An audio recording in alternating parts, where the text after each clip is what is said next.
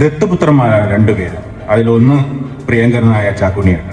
കോഴിക്കോട് അല്ലെങ്കിൽ പോലും കോഴിക്കോടിൻ്റെ പൾസ് അറിഞ്ഞ് ഓരോ സംഗതികളും കോഴിക്കോടിൻ്റെ വികസനത്തിൻ്റെ, എയർപോർട്ടിൻ്റെ ആണെങ്കിലും റെയിൽവേൻ്റെ ആണെങ്കിലും മറ്റ് സാമൂഹിക പ്രവർത്തനത്തെ രംഗത്താണെങ്കിലും പുള്ളി വഹിക്കുന്ന പങ്ക് അത് ചില്ലറയൊന്നുമല്ല. അത് വിവിധ സ്ഥലങ്ങളിൽ, ഡൽഹി ആണെങ്കിലും തിരുവനന്തപുരം ആണെങ്കിലും സ്വന്തം കയ്യിൽ നിന്ന് കാശ് ചെലവാക്കിയിട്ടാണ് ഈ വക കാര്യങ്ങളൊക്കെ പുള്ളി സഞ്ചരിക്കാറ്.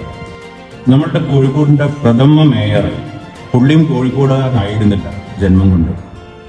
പുള്ളി എല്ലാവരും വരുത്തുകാരാണ്. ആ വരുത്തുകാരിൽ വളരെ പ്രഗത്ഭനായിട്ടുള്ള അദ്ദേഹം തുടങ്ങി വെച്ചതാണ് കോഴിക്കോട് നഗരത്തിൻ്റെ വികസനത്തിൻ്റെ പദ്ധതികൾ. അദ്ദേഹത്തിൻ്റെ പേരാണ് മഞ്ജുനാഥ റാവു. കൊടുക്കാൻ പ്രാപ്തനായിട്ടുള്ള ഒരാൾ ശ്രീ ചാക്കുണ്ണിയേട്ടനാണ്. ഞങ്ങൾ പി കെ ഗോപി എന്ന കവി, എഴുത്തുകാരൻ, മനുഷ്യസ്നേഹി. പലർക്കും അറിയുമായിരിക്കില്ല, പുള്ളിയെ കവി മാത്രമായിട്ടാണ് എല്ലാവരും അറിയുന്നത്. പലരും വെറുപ്പോടെ നോക്കിയിരുന്ന കുഷ്ഠരോഗി ആസ്പത്രി ഉണ്ടായിരുന്നു ചേവായൂർ. അവിടെ ഒരു ഉദ്യോഗസ്ഥനായിരുന്നു. അവരോട് ആരോടും ഒരു വെറുപ്പോ വിരോധമോ വിദ്വേഷമോ ഒന്നും കൂടാതെ സ്നേഹത്തോടെ അവരെ കൈപിടിച്ചുയർത്തി പല തരത്തിലും അവരോട് സ്നേഹത്തോടെ പെരുമാറി. അതാണ് സ്നേഹത്തിൻ്റെ ഒരു പ്രതീകമാണ് അദ്ദേഹം. കവിയേക്കാൾ ഉപരി മനുഷ്യത്വത്തിൻ്റെ പ്രതീകമാണ് ശ്രീ പി കെ ഗോപി.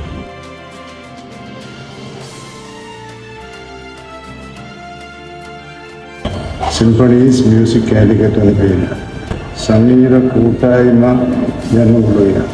അതീവ സന്തോഷത്തോടെ ഞാൻ എൻ്റെ അഭിനന്ദനങ്ങൾ രേഖപ്പെടുത്തുകയും നിങ്ങളുടെ എല്ലാവരുടെയും മനസ്സമ്മതത്തോടെ ഈ ചടങ്ങ് ഉദ്ഘാടനം ചെയ്തതായി അറിയിക്കുകയും.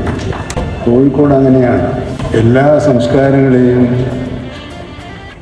ഹൃദയപൂർവ്വം സ്വീകരിക്കുകയും അവരെ ആദരിക്കുകയും ചെയ്യുന്ന ഒരു വിശാലമായ ഹൃദയമുള്ളവരാണ് കോഴിക്കോട്ടെ പൗരാവലി.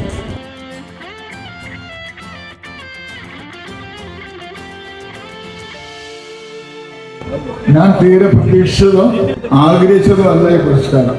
ഞാൻ എല്ലാവരും ആദരിക്കലും അവാർഡ് കൊടുക്കലാണ് പതിവ്. അപ്പൊ ഞാനും ഈ സംഗീതത്തിന്റെ ബന്ധം കാര്യം സംശയം ഇപ്പൊ തീർത്തതാണ്. ഈ ഭാസ്കർ മാഷ് ഒരു അവാർഡൊക്കെ ഞാൻ കഴിഞ്ഞു. അതുപോലെ തന്നെ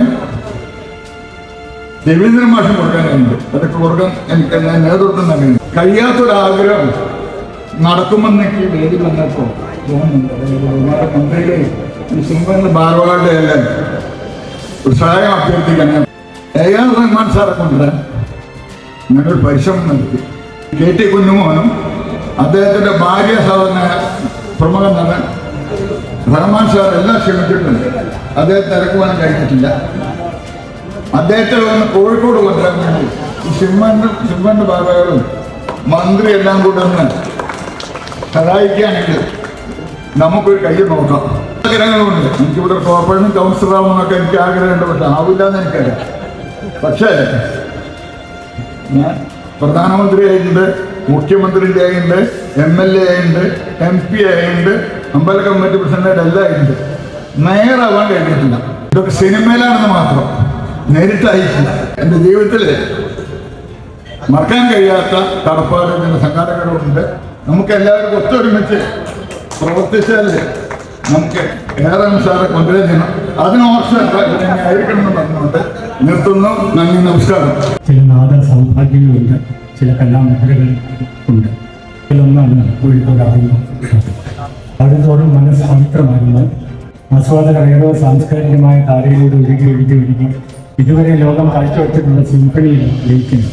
കലാപരമായി ആലോചിച്ചാൽ മനുഷ്യ ശരീരം അതിമനോഹരമായ ഒരു സിംഫണി പല ഘടകങ്ങൾ കൂട്ടിച്ചേർത്ത് പ്രാണൻ എന്ന മഹാനാദം തേജസ്സോടെ നിലനിൽക്കുന്നതിനാൽ ജീവിച്ചിരിക്കുന്ന അർത്ഥത്തിലിരിക്കുന്നവരാണ് നാം മനുഷ്യർ.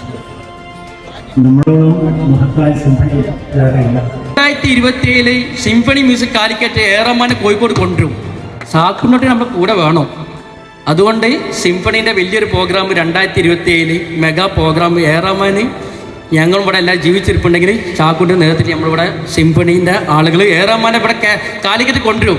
പറയുന്ന സിംഫണിയാണ്, ഞാനല്ല. സിംഫണീൻ്റെ സ്വരമാണ് ഞാൻ പറയുന്നത്.